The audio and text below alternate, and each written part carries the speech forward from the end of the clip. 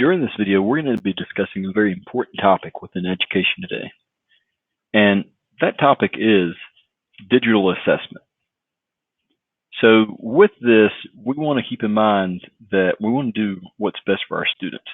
So we're going to be looking at and discussing, is digital assessment going to be right for our students, or are there other options? Should we just stay with the plain assessments that we're doing, pencil and paper, or do we need to move to a digital world? Do we need to move into digital assessments? So during this, we're going to be talking about a few things. We'll be talking about you. We're going to be talking about your students. And then finally, we're going to circle back around to digital assessment tools. So to start off with, think back to your education. How much have things changed in the years since you've been educated? Have they changed a little, or have things changed quite a bit? If I think back to my own education, I think back to there were textbooks, there were chalkboards, there were whiteboards, and everything was done by the teacher. The teacher led the class. You did guided practice and notes. You did independent practice, and then you took a test. It pretty much followed that format in every single class. And then came along standardized testing. This came in much later into my education, but at the same time, it was still a part of it. Now let's talk about your students. Think about the world that your students are growing up in. Think about what they might do in the future. Keep this one very important thing in mind. The jobs that your students will hold in the future probably don't even exist in this time. And what I mean by that is the job market changes so often that probably what you're trying to prepare your students for doesn't even exist. The job that they will do doesn't exist at this moment. That fits a lot of the students that you're teaching. Also, your students are growing up used to this standardized testing, used to having a digital world. Even if they do not have internet in their home, they still grow up in a digital world. So we look at this responsibility as, well, the students might not always have access to the internet. This is true, but at the same time, the world that they're a part of is becoming more and more connected.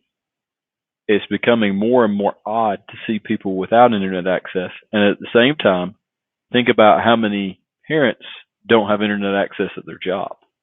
Most companies have internet access because they have to. They have to have it in order to compete. Now, what comes to mind whenever you think of digital assessment? I know what comes to mind for me is, well, you have a computer, you have a student's on the computer taking a test. And this is one aspect of a digital assessment, but it's not the only aspect. Digital just means there's going to be some form of technology involved. It doesn't mean that it's going to be a standardized test. It doesn't mean that it's going to be a test at all. An assessment is not just a test. It's not just we're going to bubble in an answer, we're going to click an answer. It could be creating something. It could be that you are answering some questions, but it could be short answer. It could be essay. Assessment, we're just seeing where the students are and what they know. The main reason we do assessment is so that we can alter how we teach to better suit the student's need. More than likely, you already know exactly what your students know before they take the test, before you assess them. So we assess them so that we can become better at what we do at reaching our students. Now, we've been through a few digital assessment tools already this year. You've done Kahoot, and we've looked at SchoolNet. In fact, your students took a benchmark on SchoolNet. And then we have Canvas. Canvas is the most overlooked digital assessment tool that we have.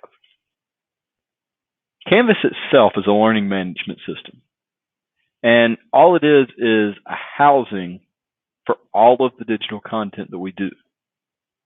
Canvas has a very, very good built-in digital assessment tool, but it's kind of hidden. And by hidden, I don't mean that it's hard to find. I mean, I think it's misnamed. Within Canvas, you'll see it called quizzes. And that quiz feature is not just a short little assessment that you want to give your students. It could encompass any assessment you want to give them, whether it's short answer, essay, multiple choice, creating a document. I mean, you name it, and the students can do it within Canvas to have an assessment. Now, the benefits of doing something like this.